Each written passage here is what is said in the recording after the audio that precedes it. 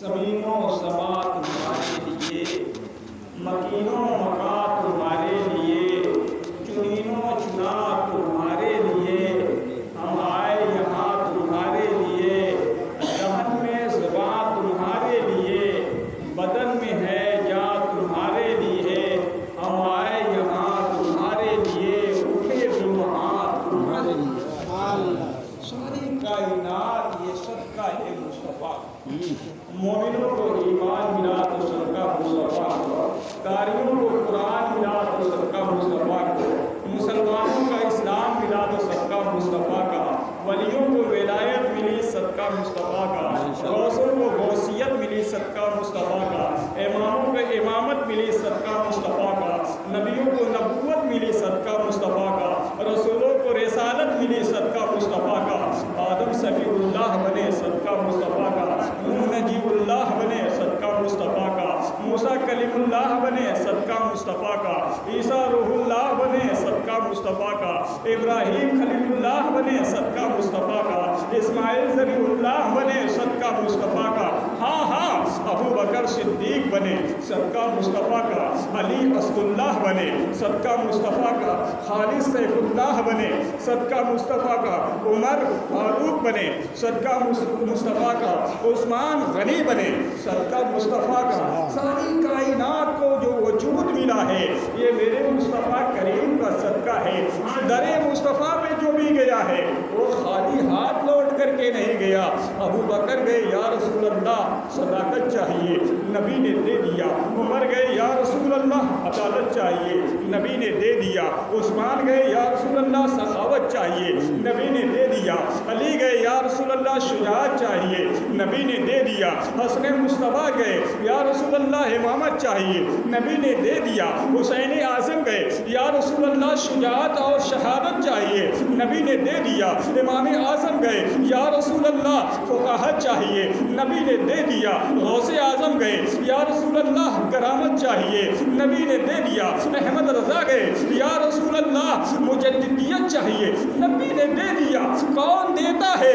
دینے کو منہ چاہیے، دینے والا ہے سچا۔ میرے کریم سے اگر قطرہ کسی نے مانگا دریا بہا دیے ہیں۔ ساری کائنات کا یہ صدقہ کس کا ہے؟ میرے مصطفیٰ کریم کا۔ لیکن اس کا میرے آقا کوئی اجر آپ سے نہیں مانگتے، کوئی بدلہ نہیں مانگتے۔ بدلہ اچھا میں کہتا ہوں ہمارے مولوی صاحب ہیں، اگر جو ہے کوئی مزدور رکھیں کام کرانے کے لیے، 8 گھنٹہ وہ محنت کرتا ہے، مزدوری کیا، اور پھر اس کے بعد مجھ سے آپ بتائیے کہ جن سے انہوں نے مزدوری کرایا ہے اس مزدور کا حق ہے کہ نہیں کہ وہ مانگے پیسہ؟ مزدوری حق ہے کہ نہیں؟ یہ اس کا جائز حق ہے، خدا اللہ کرے۔ لیکن وہ مزدور کہے کہ نہیں مجھے کوئی بدلہ نہیں چاہیے، آپ کیا کہیں گے؟ بڑا خلیق ہے، اس نے اخلاق کا پیکر ہے، 8 گھنٹہ محنت کیا ہے لیکن اس کا کوئی بدلہ نہیں مانگتا ہے۔ یہ میں مثال تشریح نہیں دے رہا ہوں، صرف مطلب مثال ہے بیان کرنے کے، سمجھانے کے لیے، اور میرے آقا کی شان تو بہت بلند ہے حضرات۔ لیکن میں آپ سے پوچھنا چاہتا ہوں، ایک مزدور نے اگر مزدوری نہیں مانگی، آپ کہیں گے کہ خلق کا پیکر ہے، مجھے آپ بتائیے اگر مزدور جو ہے مزدوری مانگتا تو اس میں فائدہ مزدور کا تھا کہ ان کا فائدہ تھا؟ بتائیے، مزدور کا تو فائدہ تھا۔ لیکن آؤ میرے آقا کی شان کیا ہے؟ میرے آقا کے صدقے میں ساری کائنات کو وجود ملا، لوگوں کو ساری نعمتیں ملی، اور ان نعمتوں کے بدلے میں میرے آقا فرماتے ہیں سنو تم سے کوئی بدلہ نہیں چاہیے، کوئی بدلہ نہیں چاہیے، الا المودۃ فی القربى، میرے گھر والوں سے محبت کرو۔ سبحان اللہ، کیا فرمایا؟ میرے گھر والوں سے کیا کرو؟ محبت رکھو۔ اور اس میں فائدہ یہ مصطفیٰ کریم کا نہیں ہے، اس میں فائدہ مصطفیٰ کریم کا نہیں ہے۔ سچ فرمایا ہے علامہ حسن رضا نے کہ آتا ہے فقیروں پہ انہیں پیار کچھ ایسا، خود بھیگ دے اور کہیں مغلے کا بھلا، خود بھیگ دیں اور کہیں۔ ارے دروازے پہ جب भिखारी जाता है, भीख मांगता है, तो वो जब भीख पा लेता है तो कहता है तुम्हारी औलाद महफूज रहे, तुम्हें अल्लाह खुद जो है आबाद कर दे, नहीं कहता कि नहीं कहते। लेकिन मुस्तफ़ा करीम की शान ये है कि भीख भी अता फरमा रहे हैं और कह रहे हैं कि तुम्हें अल्लाह और जो है नवाजे, अल्लाह तुम्हें जो है शादो आबाद रखे। वो मुस्तफ़ा करीम की शान है कि आता है फकीरों पे, इन्हें प्यार कुछ ऐसा, खुद भीख दे और कहे मगदे का फना हो। मुस्तफ़ा को मुलाहिज़ा फरमाओ, मुस्तफ़ा करीम की शान क्या है।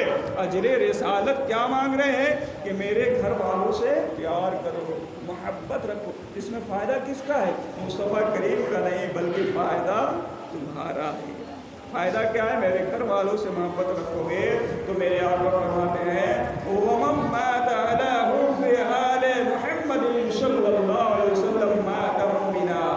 कि अगर मेरे अहले बैत की मोहब्बत में मरोगे तो ईमान के साथ मरोगे, ईमान वाली ज़िंदगी तुम्हें मिलेगी।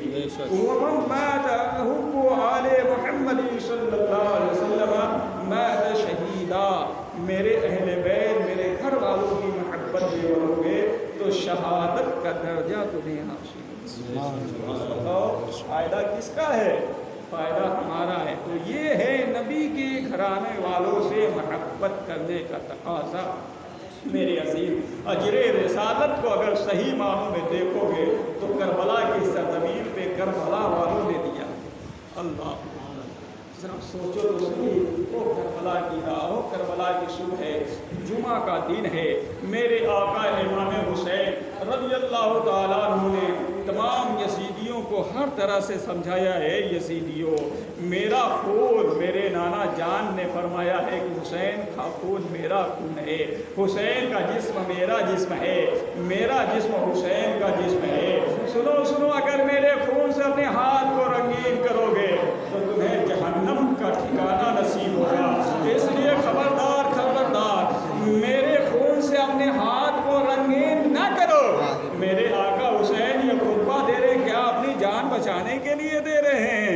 नहीं नहीं, अगर जान बचाना मकसूद होता, इमाम हुसैन ने आखिरी दम तक ये नारा लगाया था, अगर मेरे आका हुसैन को अगर जान बचानी मकसूद होती तो अपने बेटे अली अकबर को कुर्बान न करते, कासिम को कुर्बान न करते, अब्बास भाई के बाजू न कटवाते। नहीं नहीं, ये आपने जो नारा करबला की सरज़मीन पे बार बार लगाया है, अपनी जान बचाने के लिए नहीं, बल्कि रसूलुल्लाह की उम्मत को जहन्नम में जलने से बचाने के लिए। हज़रत वहब इब्ने अब्दुल्लाह रज़ियल्लाहु ताला, ये रसूलुल्लाह इमाम हुसैन के जानिसारों में एक बहुत बड़े जानिसार। इधर अम्र इब्ने साद ने सबसे पहला तीर इमाम हुसैन के खेमे की तरफ चलाया था और चला करके कहा था, ये यजीदियों गवाह रहना कि हुसैन की तरफ सबसे पहला तीर हमने चलाया। यजीद के दरबार में तुम लोग गवाही देना। जानते हो अम्र इब्ने साद कौन था? ये अम्र जो है हज़रत साद इब्ने वक्कास का बेटा था। ये हज़रत साद इब्ने वक्कास कौन है? ये रसूलुल्लाह सल्लल्लाहु अलैहि वसल्लम के वो अजीम सहाबी हैं कि दुनिया ही में मेरे आका ने इन्हें जन्नत की बिशारत अता फरमाई, दुनिया ही में जन्नत की बिशारत अता फरमाई है। हम लोग कहते हैं या रसूलल्लाह हमारे माँ बाप आप पे कुर्बान, कहते हैं कि नहीं कहते? अबू बकर कहते हैं या रसूलल्लाह हमारे माँ बाप आप पर कुर्बान, अली कहें या रसूलल्लाह मेरे माँ बाप आप पे कुर्बान, उस्मान कहें या रसूलल्लाह मेरे माँ बाप आप कुर्बान। सारे सहाबा बोले या रसूलल्लाह हमारे माँ बाप आप पर कुर्बान। लेकिन हज़रत साद इब्ने वक्कास की शान क्या है पता है? जब ओहद के मैदान में काफिर तीर चलाया करते थे रसूलुल्लाह के सीने पर, तो हज़रत साद इब्ने वक्कास आगे बढ़ करके उन तीरों को अपने सीने पे रोका करते थे, उन तीरों को अपने सीने पे रोका करते थे। और मेरे आका अलैहिस्सलातु वस्सलाम इरशाद फरमाते, ए साद काफिरों की तरफ तीर चलाओ, काफिरों की तरफ तीर चलाओ। और साथ में ये भी इरशाद फरमाते, ए साद तुम्हारे ऊपर मेरे माँ बाप कुर्बान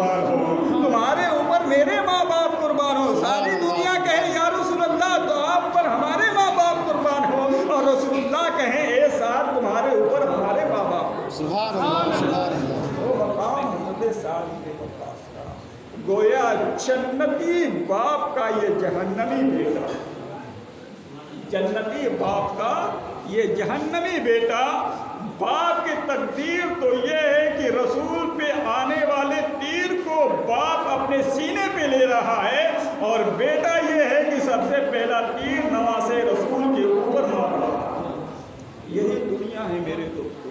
جب دنیا کسی کے سر پر عفریت بن کر کے سوار ہو جاتی ہے نا، تو پھر وہ جو ہے دین اور دنیا سب کو بھول بیٹھتا ہے۔ سخاوت اور جو ہے اس پر جو ہے بدبختی کی مہر لگ جاتی ہے، وہ دین سے ہاتھ دھو بیٹھتا ہے۔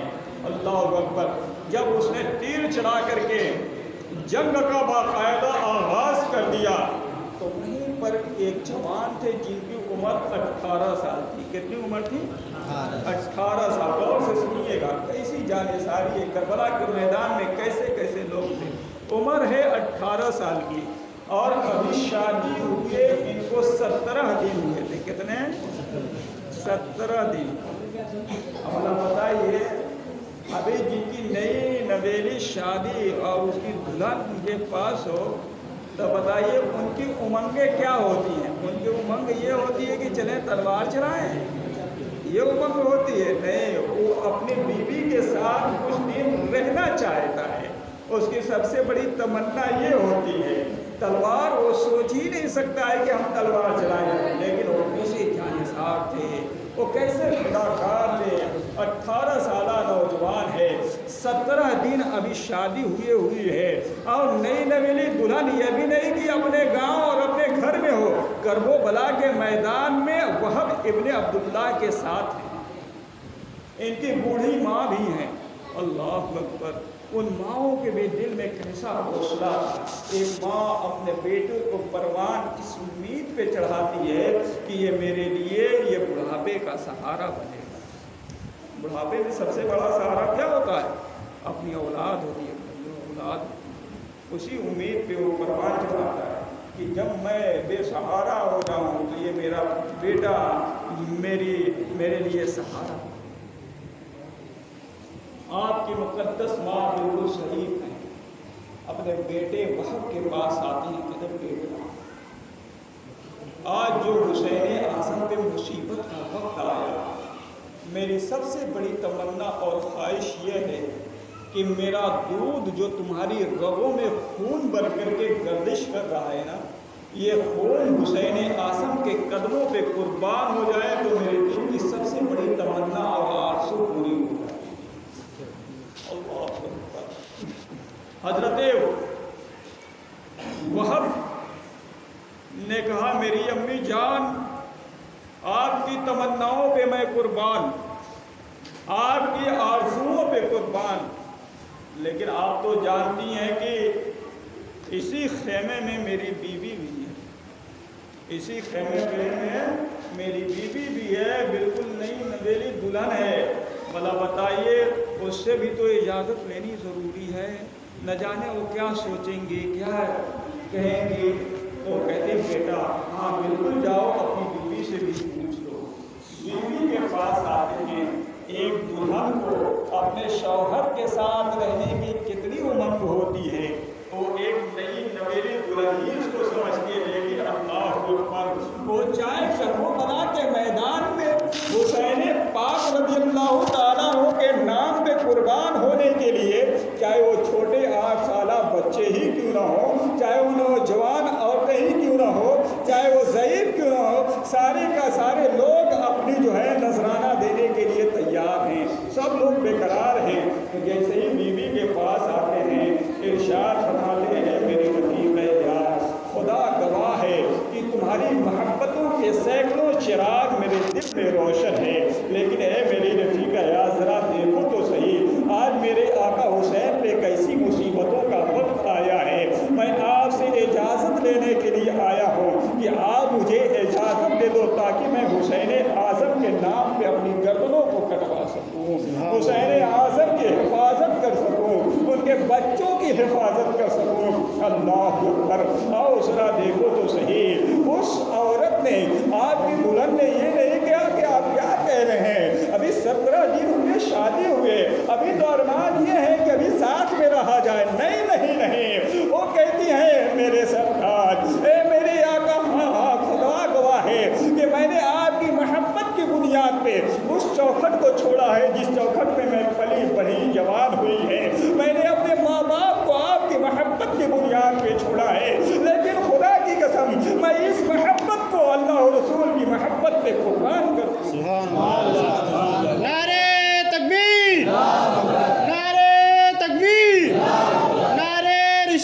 جشن شہدائے کربلا، علماء اہل سنت۔